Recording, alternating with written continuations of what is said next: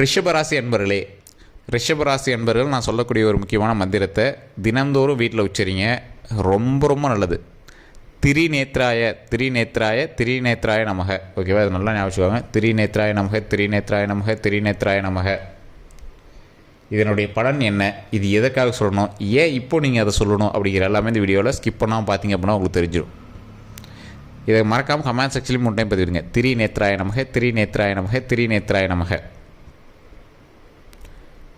நிறைய பிரபஞ்சத்தை உள்ளடக்கக்கூடிய மிகப்பெரிய சக்திகளில் ஒருத்தர், முக்கியமான ஒரு சக்தி இருக்குது அப்படின்னா அந்த ரிஷபராசிக்காரர் அப்படின்னு சொல்லலாம். நீங்கள் நினைத்ததை நடத்தி வைக்கக்கூடிய அளவுக்கு உங்களுக்கு ஒரு பவர் இருக்குது. நீங்கள் என்ன நினைக்கிறீங்களோ அதுக்கு தகுந்த மாதிரி அந்த விசை ஆறா எல்லாத்தையும் ஒருங்கிணைத்து நீங்கள் நினைத்த காரியத்தை நடத்தி வைக்கக்கூடிய அளவுக்கு உங்களுக்குள்ளேயே ஒரு பவர் இருக்குது.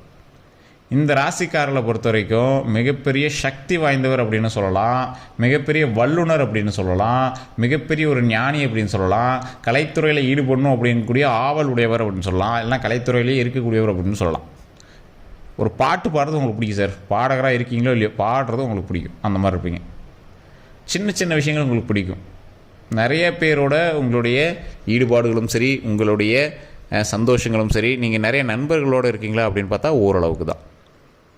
உங்களுக்கு நண்பர்கள் கூட்டம் அதிகம், ஆனால் டைரக்ட் கான்டாக்ட்ஸ்லாம் இருக்க மாட்டீங்க. எப்பயோ பேசினேன் சார், தெரியும் சார், அவர் எனக்கு தெரிஞ்சவர் தான் சார், ஆமாம் சார் எனக்கு கொஞ்சம் பழக்கமானவர் தான், அந்த மாதிரி தான் இருப்பீங்க.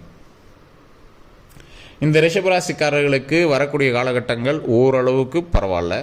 ஒரு 50% கொஞ்சம் கேள்விக்குறியான காலகட்டம். அந்த கேள்விக்குறியான காலகட்டம் இருக்கிறவங்க யார் அப்படிங்கிறது தனிப்படையாக ஜோதிடம் பார்த்தா மட்டும்தான் தெரியும். இப்போ நம்ம சொல்கிறது ராசி பலம் தான். உங்களுடைய லக்கினம், நட்சத்திரம், தசாபுத்தி, உங்களுடைய ராசி இருக்கக்கூடிய லொக்கேஷன், நீங்கள் பிறந்த நேரத்திற்கு தகுந்தாற் போல தான் அந்த கிரகம் எதை பார்க்கக்கூடியது, எதை பார்க்குது, எப்படி இருக்க போகுது அப்படிங்கிறத கணிக்கணும். இந்த ராசிக்காரர்கள் வரக்கூடிய நாட்களில் மிகவும் ஜாக்கிரதையாக இருக்கக்கூடிய ராசிகள் அப்படின்னு சொல்லலாம். வரக்கூடிய நாட்களில் நீங்கள் எப்படி இருக்கணும் அப்படிங்கிறதை கணிக்க போகிறது தற்போதைய கிரக பயிற்சி தான். கண்டிப்பாக நீங்கள் தனிப்படையான ஜோதிடம் பார்த்தே ஆகணும். கீழே டிஸ்கிரிப்ஷனில் நான் நம்பர் கொடுத்துருக்கேன். அதில் நீங்கள் பார்த்தீங்க அப்படின்னா தான் அடுத்து உங்களுக்கு என்ன நடக்க போகுது, சிக்கலில் இருக்கக்கூடிய ராசியில் நீங்களும் இருக்கீங்களா அப்படிங்கிறது தெரியும். கீழே டிஸ்கிரிப்ஷனில் ஃபோன் நம்பர் கொடுத்துருக்கேன், ஃபேஸ்புக்கில் ஸ்க்ரீன்லேயே நம்பர் கொடுத்துருக்கேன். எதுவாக இருந்தாலும் ஃபஸ்ட்டு ஃபோன் பண்ணி கேட்டு நீங்கள் பேசிவிட்டு தெரிஞ்சுக்கலாம். பிரபல ஜோதிடர் நம்பர் தான் கொடுத்துருக்கேன். சார் நிறைய பேருக்கு யூடியூப்பில் சொல்கிற விஷயங்கள்லாம் பலிக்கிறதில்ல, ஓரளவுக்கு தான் பொருந்துது அப்படிங்கிறவங்க ஃபஸ்ட்டு நல்லா தெளிவாக தெரிஞ்சுக்கணும். யூடியூப்பில் சொல்லக்கூடியது ராசி பலன். ஓகேவா? நீங்கள் பார்க்குறது ஜோதிடம், உங்களுடைய தனிப்படையான ஜோதிடம், உங்களுடைய வாழ்க்கையினுடைய கட்டத்தை பார்க்குறீங்க. ரிஷபராசியில் 12 கோடி பேருக்கு மேலே இருப்பான், 12-13 கோடி பேருக்கு மேலே இருப்பான் இந்தியாவில் மட்டும். எல்லாத்துக்கும் லாட்ரி டிக்கெட் அடிக்கணும், எப்பயும் அடிச்சிருக்கணுமே. 12-13 கோடி பேருக்கு லாட்ரி டிக்கெட் அடிச்சு ஜெயிச்சிருக்கணுமே. யாருக்கு இருக்குது அப்படிங்கிறது உங்களுடைய தனிப்படையான ஜோதிடம் பார்த்தா தான் அமையும். கை ரேகை எப்படி ஒரே மாதிரியாக இருக்குது எல்லாத்துக்கும், வேறு வேறு தானே, அது மாதிரி தான் இது. முகம் எல்லாத்துக்கும் ஒரே மாதிரியாக இருக்குது, வேறு வேறு தானே, அது மாதிரி தான் இது. ஸோ அதனால தான் தெளிவாக சொல்கிறோம், தனிப்படையாக ஜோதிடம் போட்டையும் கண்டிப்பாக பார்த்துக்கோங்க. ரிஷபராசிக்காரர்களுக்கு இப்போ கண்டிப்பாக தேவை. இந்த ரிஷபராசிக்காரர்கள் கல்வியில் ஒரு பெரிய ஆளா அப்படின்னு கேட்டால் அப்போல்லாம் ஒன்றும் கிடையாதுங்க, டக்குன்னு சொல்லிடலாம். அப்போல்லாம் ஒன்றும் பெரிய ஆள்லாம் கிடையாதுங்க. ஆனால் கல்வியில் 0வான்னு கேட்டால் அப்படியும் சுத்தமாக கிடையாதுங்க.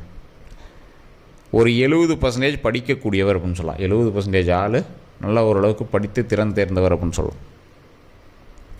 மகிழ்ச்சியில் பொங்கக்கூடியவர், ஏதாவது சின்ன விஷயம் நடந்தால் கூட மகிழ்ச்சி ஆயிடுவாங்க. தாயினுடைய அரவணைப்பு கொஞ்சம் கம்மி தான், தந்தையினுடைய அரவணைப்பு ஓரளவுக்கு அதிகமாகவே இருக்கும். ஃப்ரெண்டு மாதிரி இருப்பார், பாசமாக இருப்பார், என்ன வேணுமோ செஞ்சு கொடுப்பார்.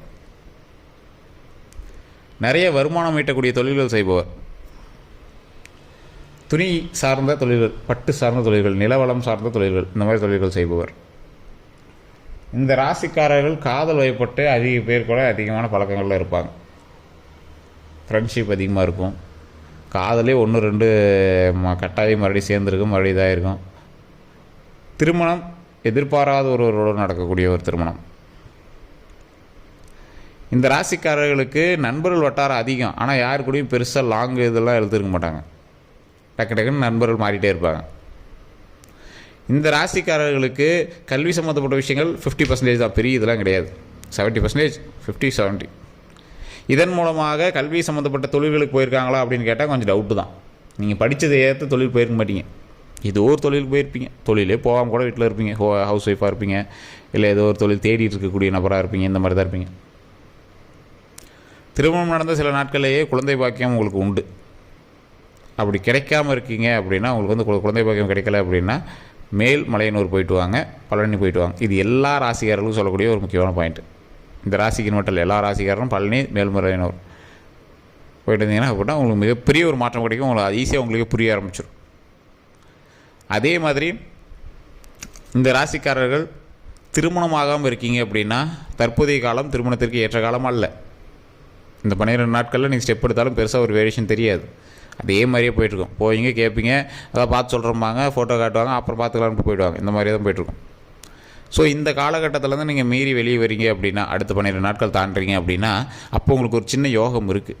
பெரிய யோகம்னு சொல்கிறேன், சின்ன யோகம் இருக்குது. ஸ்டெப் எடுக்கிறதாவது உங்களுக்கு ஒரு வாய்ப்பு கிடைக்கும். ஒரு வாய்ப்பில் நிற்பீங்க. அந்த வாய்ப்பை நீங்கள் சரியாக பயன்படுத்துகிறீங்களா, பயன்படுத்தலையாங்கிறது தான் உங்களுடைய திருமண வாழ்க்கையை தீர்மானிக்கும். குழந்தைக்காக வேண்டிகிட்டு இருக்கிறவங்க மேல்மலையனூர், அதே மாதிரி பழனி போயிட்டு வந்த பிறகு ஏதாவது ஒரு அம்மன் கோவிலில், அப்படி இல்லையா சிவன் ஆலயத்தில் ஒரு 10 பேருக்காக அன்னதானம் பண்ணுங்கள். இந்த ரிஷபராசிக்காரர்களுக்கு இன்னொரு லக்கு என்ன தெரியுமா? நீங்கள் நினச்சது நடத்துவீங்கன்னு சொல்லியிருந்தேன் பார்த்தீங்களா? அந்த மாதிரி உங்களுடைய கெட்ட நேரத்தை கூட துரத்தி விட்டு நல்ல நேரமாக மாற்றக்கூடிய அளவிற்கு உங்கள்கிட்ட சக்தி இருக்குது. அந்த சக்தி நீங்கள் எப்படி பயன்படுத்துகிறீங்க அப்படிங்கிறத பொறுத்து தான் மற்ற விஷயங்கள் இருக்குது. இந்த ராசிக்காரர்கள் தற்போதைய நிலைமையில் நீங்கள் அந்த குழந்தை இல்லாதவங்களுக்கு அந்த கோயிலுக்கு போய்ட்டு சொன்னால், திருமணம் ஆகாதே கொஞ்சம் வெயிட் பண்ணுன்னு சொன்னால், இதே தான். தொழில் ரீதியான விஷயங்களுக்கு உங்களெலாம் ஓரளவுக்கு தான். தொழிலில் நீங்கள் கொஞ்சம் பார்த்து கவனமாக செலுத்தக்கூடிய ஒரு நேரம். தொழிலில் திடீர்னு உங்களாம் ஹைப்பு தூக்கும். என்னடா பண்ணுறது அப்படிங்கிற அளவுக்கு ஹைப்பு தூக்கும். இது என்னடா பண்ணுறது, இந்த வருமானத்தை என்ன பண்ணலாங்கிற அளவுக்கு உங்களுக்கு ஹைப்பு தூக்கும். குறிப்பிட்ட நேரத்தில் பயமாக இருக்கும். அச்சோ இதை நம்ம கவனிக்கவே இல்லையே அப்படிங்கிற மாதிரி உங்களுக்கு சின்ன சின்ன பயமாக இருக்கும். ஒன்றும் பெரிய இஷ்யூலாம் கிடையாதுங்க.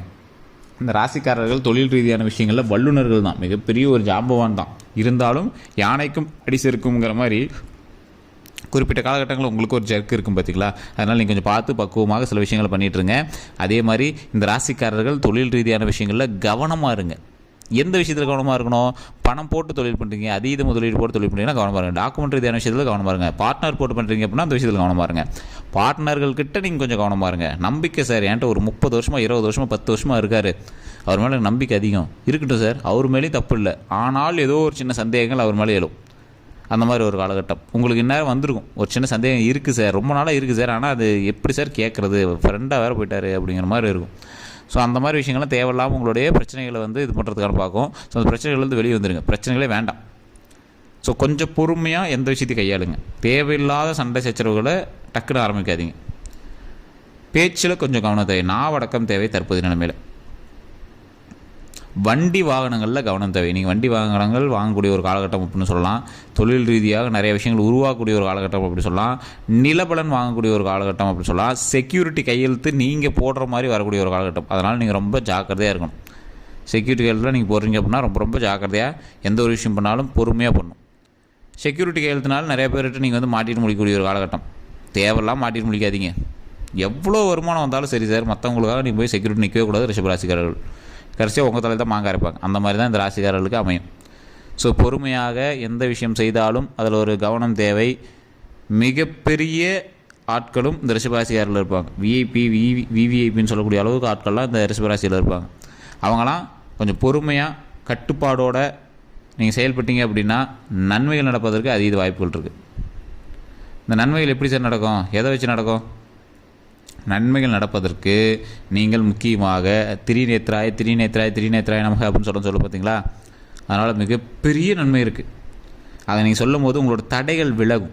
அந்த தடைகள் விலகிச்சு அப்படின்னாவே நீங்கள் நீங்கள் இது பண்ணால் ஜெயிக்கும் சார் அப்படின்னு நீங்கள் முன்னாடி போகிறீங்களே, அந்த விஷயங்கள் வந்து நடக்கும்.